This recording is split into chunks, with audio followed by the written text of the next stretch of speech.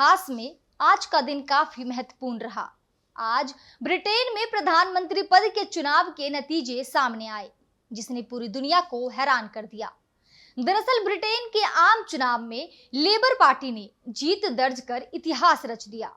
दरअसल अब तक कुल 650 सीटों पर हुए चुनाव के बाद नतीजों में लेबर पार्टी को 410 सीटें मिल चुकी हैं। यानी अब ब्रिटेन में लेबर पार्टी की सरकार बनने जा रही है, क्योंकि वहां सरकार बनाने के लिए संसद में 326 सीटों की जरूरत होती है और लेबर पार्टी में ये मेजॉरिटी अकेले दम पर हासिल कर लिया। यानी लेबर पार्टी के लीडर सर कीर स्टारमर अब ब्रिटेन के अगले प्रधानमंत्री होंगे। वहीं भारतीय मूल के ऋषि सुनक की कंजर्वेटिव पार्टी को अब तक सिर्फ 117 सीटें मिल पाई। नमस्कार, मैं शारदा सिंह आपके साथ और आप देख रहे हैं टीवीजे मीडिया की खास पेशकश। इस बार ब्रिटेन में प्रधानमंत्री पद का चुनाव काफी अहम रहा। ब्रिटेन में कल सुबह 7 बजे यानी भारतीय समय के अनुसार 11:30 बजे 40,000 पोलिंग सेंटर्स पर वोटिंग की शुरुआत हुई। रात 10 बजे यानी भारतीय समय के अनुसार रात 2:30 बजे वोटिंग खत्म होने के कुछ देर बाद एग्जिट पोल के नतीजे सामने आए। इसमें भारतवंशी सुनक की कंजर्वेटिव पार्टी की करारी हार का अनुमान लगाया गया, जिसके बाद चुनाव नतीजों में लेबर पार्टी ने सत्ताधारी कंजर्वेटिव पार्टी को भारी बहुमत से हराते हुए एक बड़ा फेरबदल किया। नतीजे सामने आने के बाद हार मानते हुए सुनक ने अपनी कंजर्वेटिव पार्टी से माफी मांगी और उन्होंने स्टारमर को फोन कर जीत की बधाई भी दी। वहीं चुनाव में लेबर पार्टी की जीत के बाद करी स्टारमर ने समर्थकों को संबोधित किया और उन्होंने कहा कि हमने कर दिखाया, आप सब ने इसके लिए मेहनत की थी, कैंपेन किए थे, लड़ाई लड़ी थी, आपने देश को बदल दिया।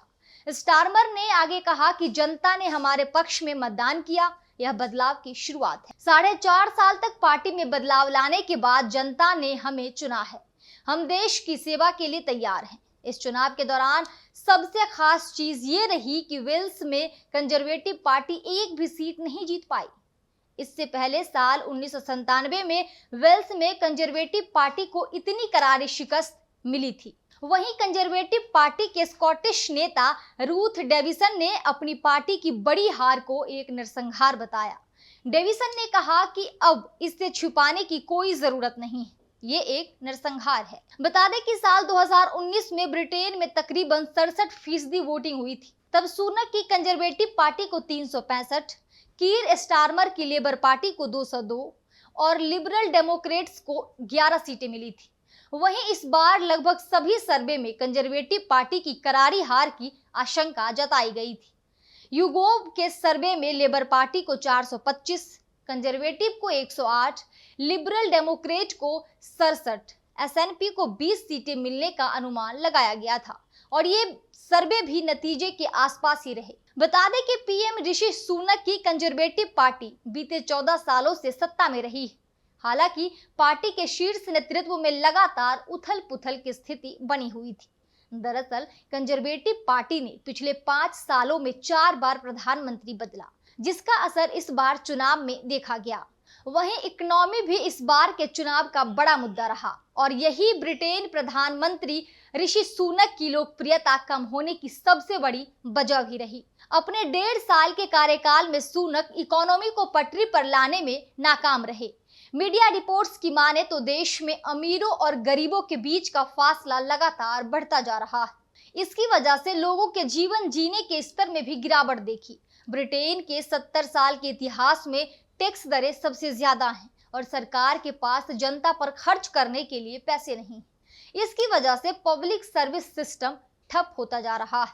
इसका असर भी चुनाव नतीजों पर देखा और जनता ने सत्ताधारी पार्टी को उखाड़ फेंका। स्टारमर ने अप्रैल 2020 में वामपंथी जेरेमी कॉर्बिन से नेता के रूप में पद संभाला। इसके बाद वो लेबर पार्टी को पॉलिटिकल सेंटर की ओर ले गए और अपने दल में यहूदी विरोधी भावना को खत्म किया, जिस कारण उन्हें प्रशंसा मिल रही है। वहीं उनके समर्थक स्टारमर को एक ऐसे नेता के तौर पर देखते हैं जो ब्रिटेन को आर्थिक मंदी से बाहर निकालने के लिए पूरी तरह सक्षम है।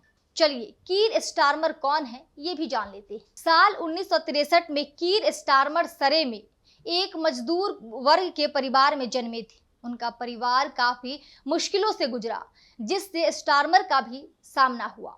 उनके पिता एक टूल मेकर थे, जिनकी स्टारमर से करीबी नहीं थी।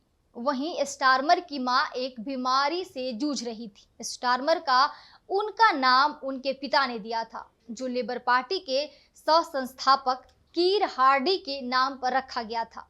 बता दें कि कीर स्टारमर पेशे से वकील भी रह चुके हैं और इस दौरान उन्होंने कैरेबियन और अफ्रीका में मौत की सजा का सामना करने वाले कैदियों के लिए भी वकालत की। स्टारमर को आपराधिक न्याय में उनके योगदान के लिए महारानी एलिजाबेथ द्वितीय ने नाइट की उपाधि दी, लेकिन शायद ही वो अपने नाम के आगे सर शब्द का इस्तेमाल करते हों।